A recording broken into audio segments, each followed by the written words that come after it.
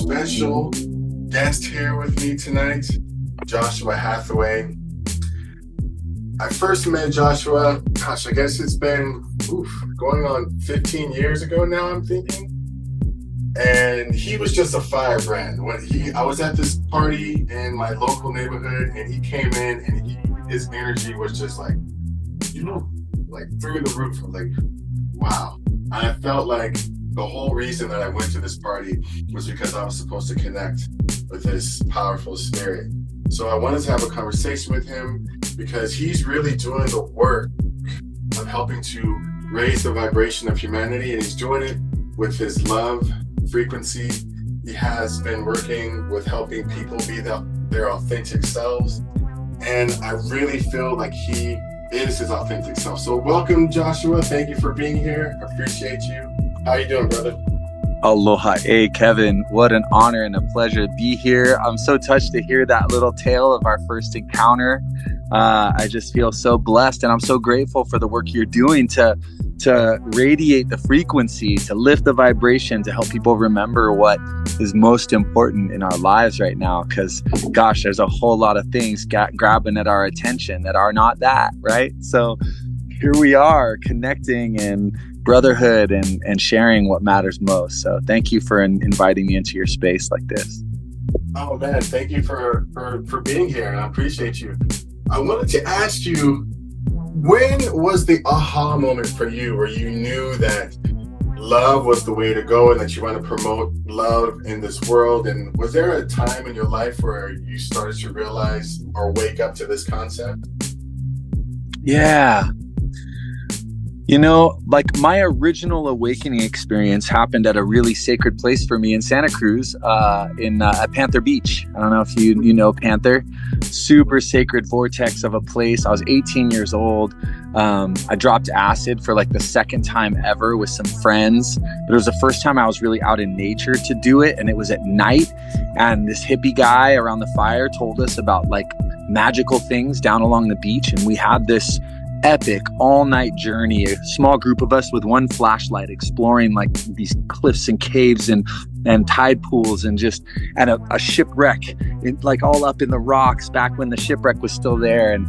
And you know, that night I had this breakthrough experience where I was no longer able to be overcome by fear or doubt. Those two things like disappeared from relevance. I still saw them and I could still feel the twinges of them, but by whatever grace, I was no longer dictated or even strongly guided by them. And now looking back, I didn't realize that was love back then. I just was awake and I was unafraid of anything. And I felt a significant sense of relationship with everything in my sovereign being. I was like, wow, like the world is so much bigger than I ever thought it was. I'm filled with so many false narratives about what's actually going on here. And it turns out that like freedom feels really good, and it's not as dangerous as everybody says it is. Actually, freedom is really sensitive and attuned and present to the conditions in the moment without being contracted by them. So going back to your question, you know, it's really just been in the last few years that I've realized, after what I thought was a pursuit of truth. Like I've spent my whole life in a deep pursuit of the truth, and I've devoted my whole adult life, all of my education, my undergraduate in philosophy and psychology, my master's degree in holistic psychology, which is this marriage of transpersonal psychology and somatic psychology, and then my practice of facilitating men's work and healing retreats and coaching and tantra and all these things. I was in the pursuit of like, what helps people get free of this prison of their fear? And turns out it's love. The only truth worth fucking hearing or having anything to do with in this universe is love.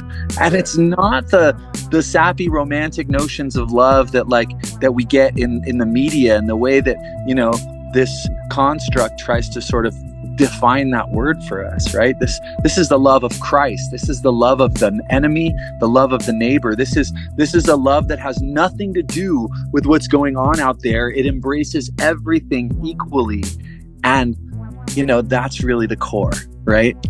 So. Yes, thank you for that. That is so important. And that's the whole reason why I created this podcast and this YouTube channel. I always tell people that love is not weak. Like, we have this notion that love is soft, but you have to be a warrior to be in the frequency of love, especially in this world where it's so dense.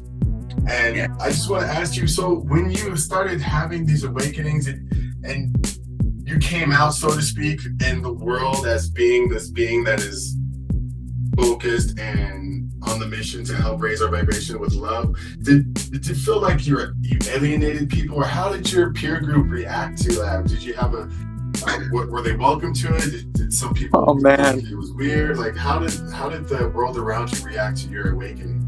Yeah, my that original awakening experience, and this happened to an 18-year-old ego, right? An 18-year-old ego got obliterated and took it pretty personally, actually. Like, as an 18-year-old, like, I didn't have a lot of depth and wisdom, and I wasn't raised in like an integrist tradition that like made meaning of this in a significant way. I didn't have people in my life who I could go to, and so my friends who would watch me do like miraculous things, and watch me risk things that just like they couldn't imagine risking, because I knew that it was that was a totally possible thing to do, and I would do it. It would freak people out. I would freak people out, and I still do. Like, it's so funny. Like, there's this way in which I've cultivated a culture of love inside of this being, right? Like, I recognize that the culture that I inherited is a culture of fear.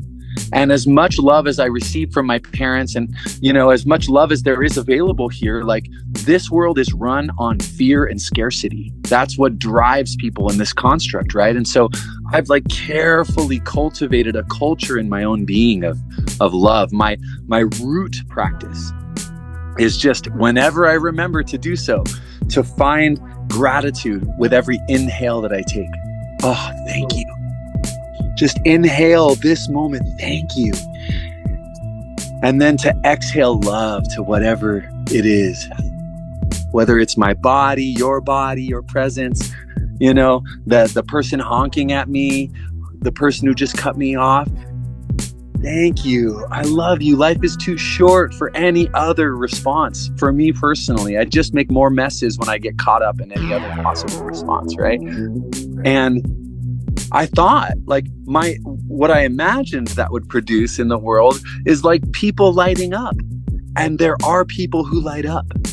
But often I find that carrying this culture of love, this embodied culture, I move my body, I'm like constantly kind of undulating my spine wherever I am, because I recognize that the presence of love is relaxed and easy and pleasurable, and that we've all been trained to sort of be like really constricted in our physicality and to sit still when we're waiting somewhere for something and all these things, right? And that's not my culture. That's not how I be. And so children light up around me. And certain people light up around me, but a lot of people just feel uncomfortable around this guy. So, it really started out as a pretty alienating experience. And, it's required my own personal sort of like again and again devotion to like the truth that I know deep inside of myself, even as, the communities that I've connected to, partners, whatever it is, have ultimately vibed away because we're not committed to the same frequency, right?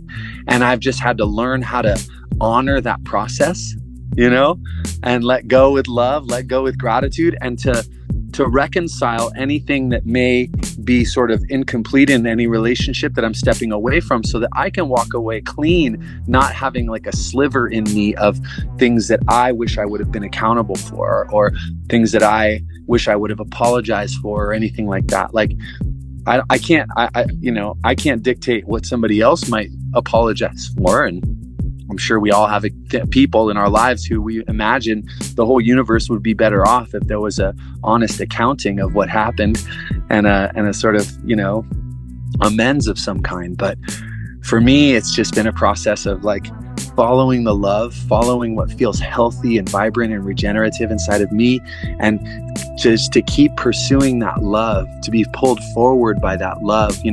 Reverend Deborah Johnson of the Inner Light Church in Santa Cruz said something often that just stuck deep inside of me. She said, pain pushes until vision pulls, right?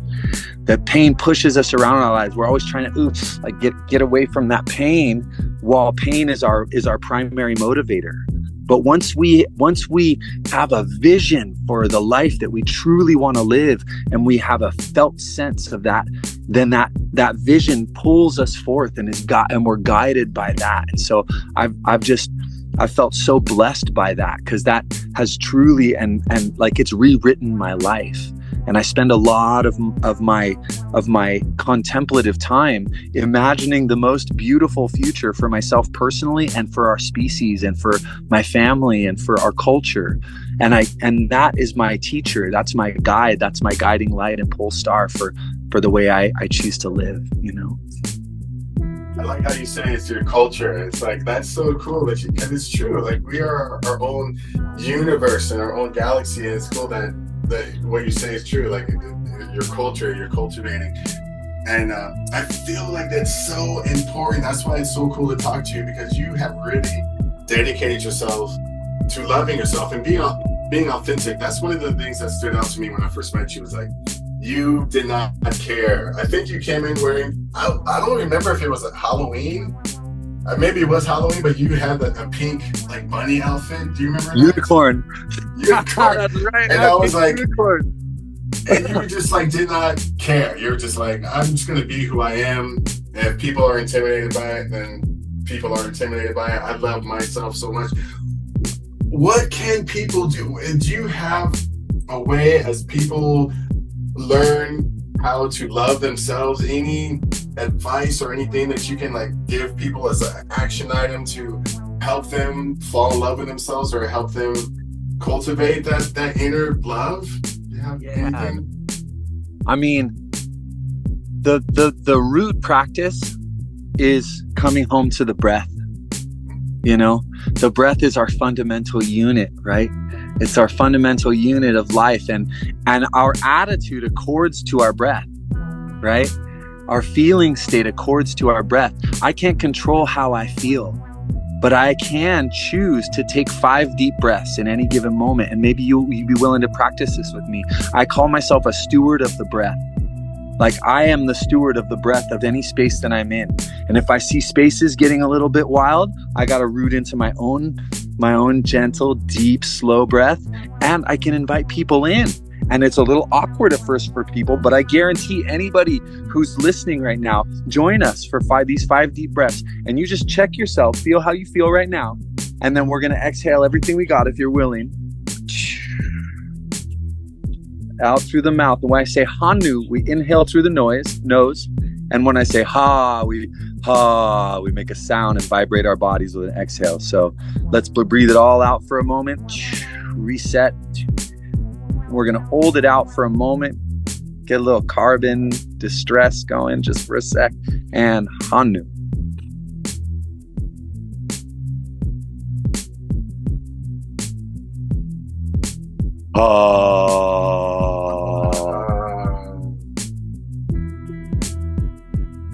Four more like that. Hanu.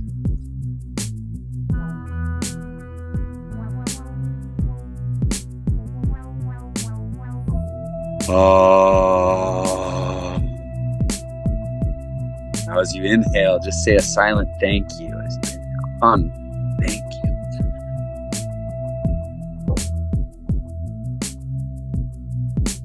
Oh, I love you. Oh, just like that. 2 more. Hanu.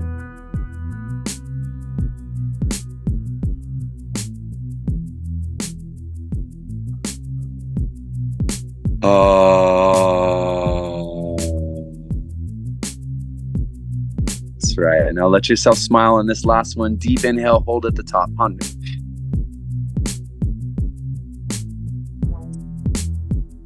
Take another sip and open your heart.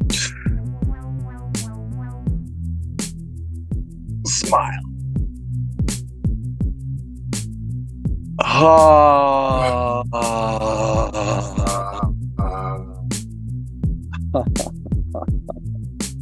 Hey, aloha. Hey. Oh, mahalo, bro. Yo, that works. Bro, it's just like that, you know? Like it's hard to feel bad. It's hard to feel bad after just resourcing ourselves, bro. And I give great honor and thanks to the Kanaka Maoli, to the Hawaiian people. I thought I knew something about breathing before I moved to Hawaii Day.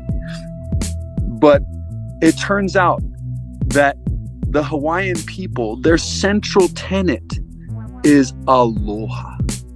Aloha means hello.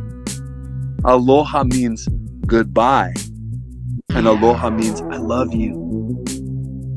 And the word aloha, alo means the presence of or to share, and ha is the breath. So aloha, the central tenet of their culture is aloha. And when you see somebody, traditionally in Hawaii, you see somebody you care about, then you honi, you come together, you place your forehead to forehead and you breathe in through the nose. At least once. On the Big Island, the tradition is then go right temple to right temple, breathe again, and left temple to left temple and breathe again.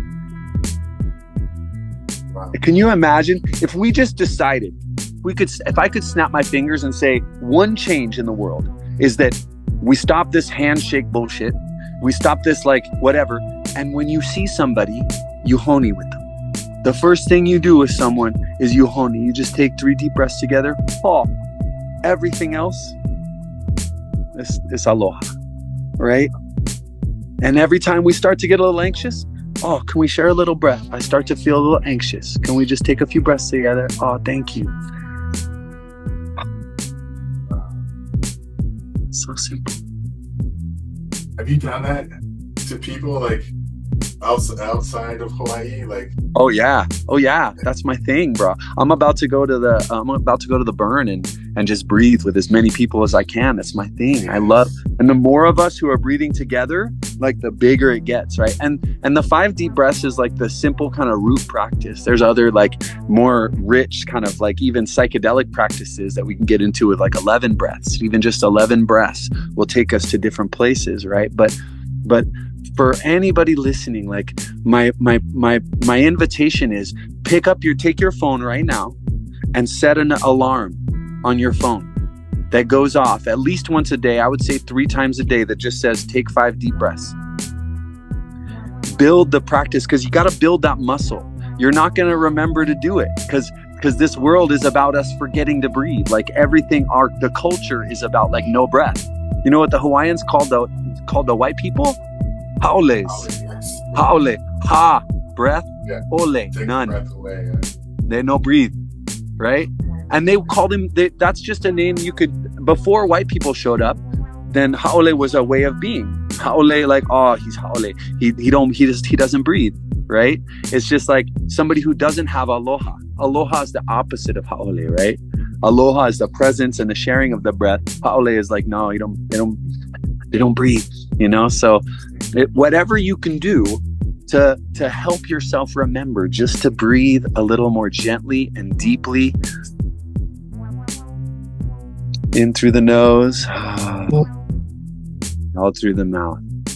It interrupts any kind of fight or flight or freeze response. It reconnects the neocortex with the solar plexus center. And if you can drop that breath down into your pelvic floor, it just reconnects the whole nervous system through just a slow, gentle breath.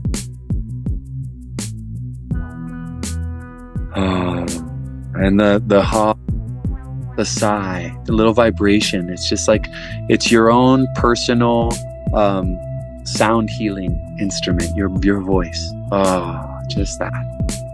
Like your personal cymatics. Yes. Yes, I. Yes. Yes. As we lift the vibration, this is so important. And that fear frequency, they're really pushing hard to keep us in that fear frequency. So it's important that we take these moments to breathe. And thank you for sharing that practice. That is so powerful. Are you in Hawaii right now, or? No, I am. I came back to the United States. I'm actually in a place called North Fork, California, which is in the Sierra foothills, about an hour south of Yosemite. I'm like 4.5 hours from LA and 3.5 from the Bay Area, where I am right now. And I just moved into the home that my grandfather and grandmother bought in like 1986. And my grandfather passed a 1.5 years ago, my grandma many years ago. And I'm here to restore this home and make it my home, and also hopefully to create a bit of a retreat center in this space where people can come and experience a regenerative culture, and people can come and drop into the somatic and movement practices we do in the mornings here, and share meals, and also take care of whatever other sort of like online business that they have or things that they do. We go out to the river, we go to the lake, and just to get a refresher and to reconnect with the natural rhythms of life a little more deeply. Yeah. Well, I won't keep you for much longer, because I feel like the practice that you have given us is really powerful, and it's a full meal.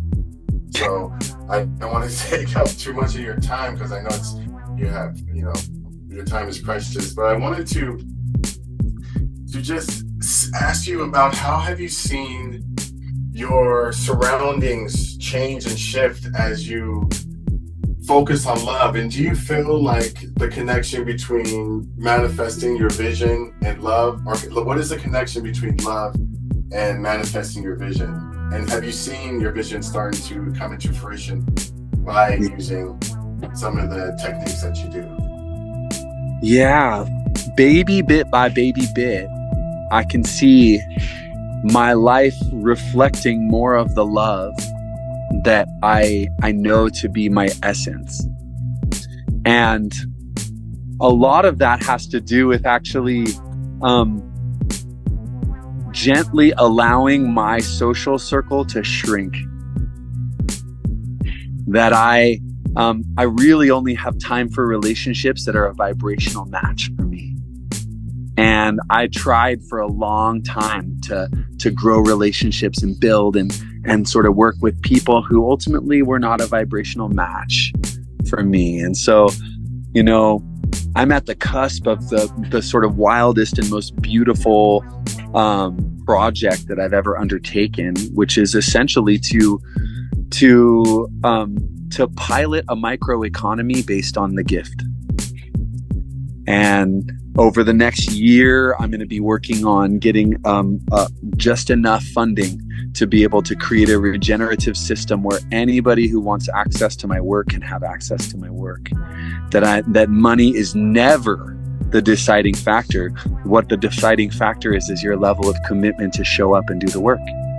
And if you're committed to showing up and doing the work, then you're in. And I don't care how much money you pay, if you're not showing up, you're not in.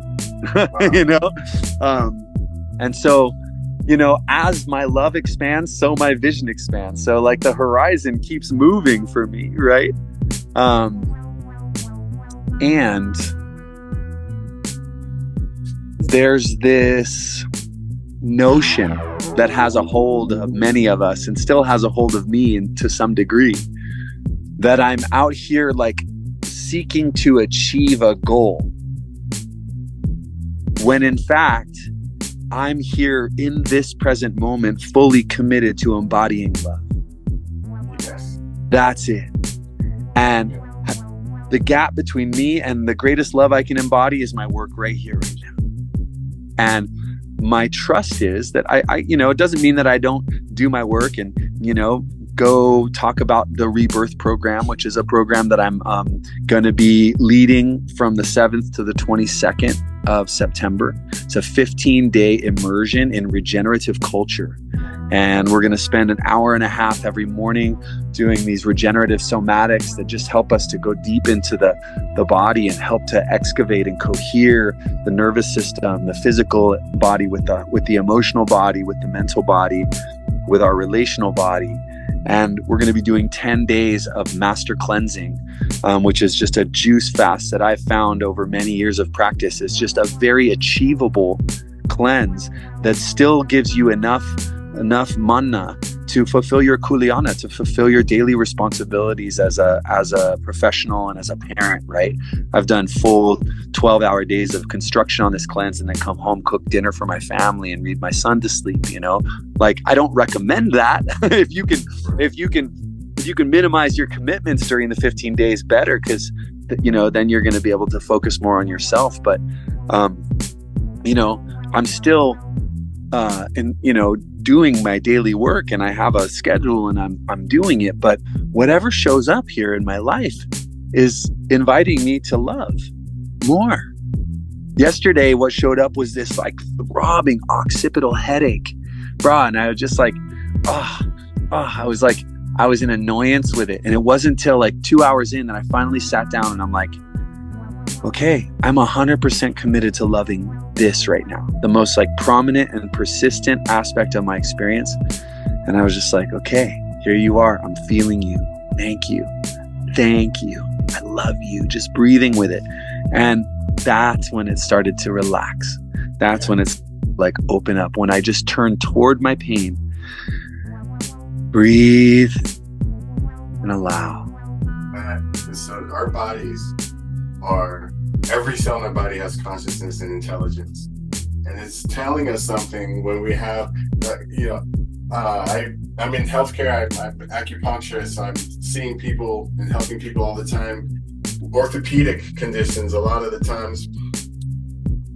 What fascinates me, and one of the reasons why I got into this YouTube channel, is because I'm fascinated about how spirit can heal, and how every element of pathology, there's a spiritual component to it. There's a reason your body's just like poking you. It's not like, I just have a headache. It's like you said, for you is to bring you back to center and to show you the power of your center as well.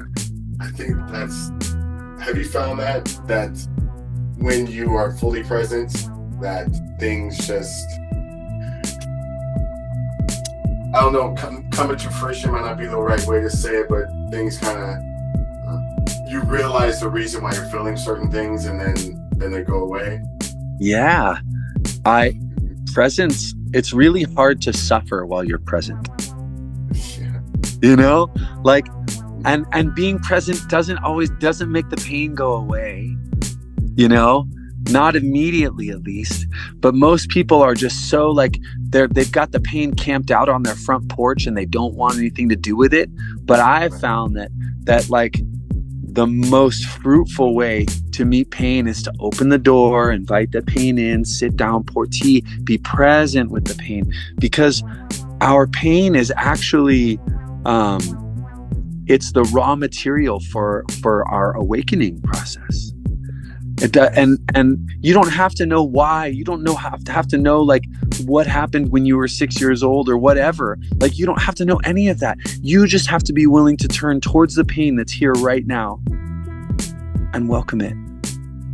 And the more we learn how to metabolize our pain, right?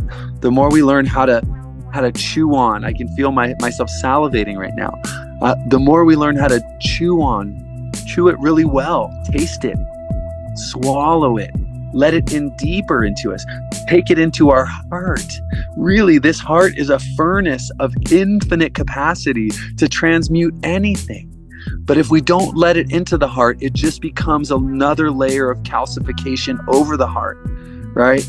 And so just the more we build a palate for receiving and accepting and allowing and embracing the pain that's here. I don't need to go looking for my pain, I'm looking for love everywhere, but love will shine the light on that pain that is unhealed, that passive tension that's creating an overcompensation in your hip that makes your left knee hurt. Like when we just become present with it, we stop trying to fix it, we stop trying to fuck with it, and we just feel it and listen to it and then breathe into it. And for me, let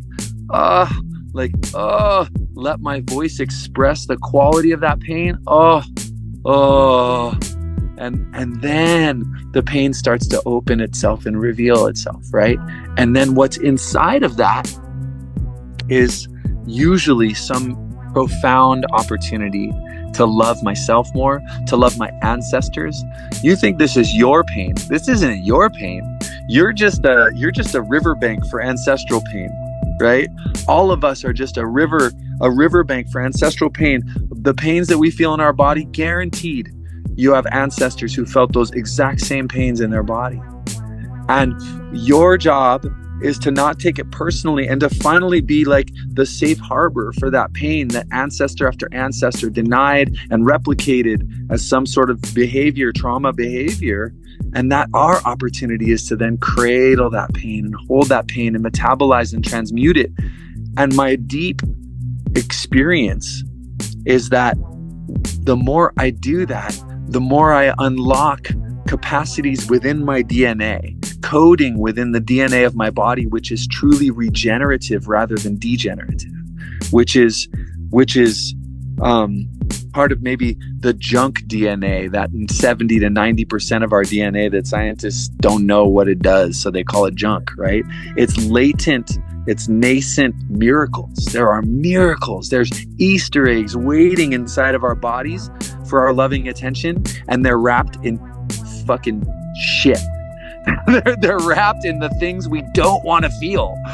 Yeah, that's true. Yes, thank you for that, Joshua. If people want to get in touch with you, are you willing to have people contact you? And if they, absolutely, if you're okay with that, where would they get in touch with you? Please, you can go to my website, which is www.masteryourbullshit.com. And that's the easiest way to get in touch with me. You can send me a message there. You can shoot me an email at joshua@masteryourbullshit.com.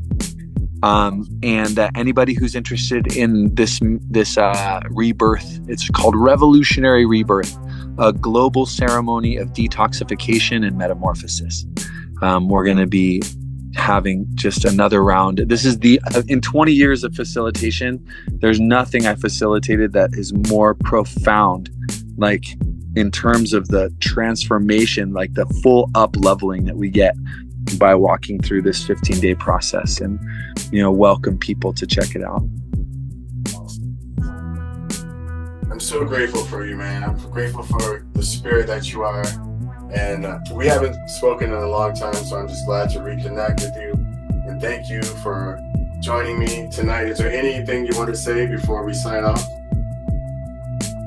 Brother, I'm so grateful for you. It's such a sweet thing to get to look you in the eye, and after all these years, and kind of the virtual relationship that we've carried on through the years, and just to reconnect here. Thank you so much for inviting me into this sacred space that you're cultivating here, and thank you for your devotion.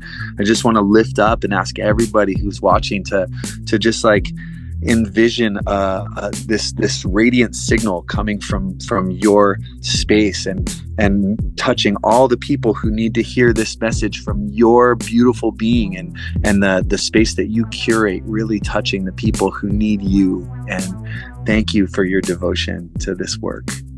Hey, thank you for your devotion to this work. Appreciate you. If you're open to it, I'd like to have you on again. Maybe we can talk a little bit more about those 11 breaths. Yeah. But, yeah. Hey man, I'll keep, bro. Love you. Mahalo. Till next time, brother. Aloha. Hey, be well, my friend.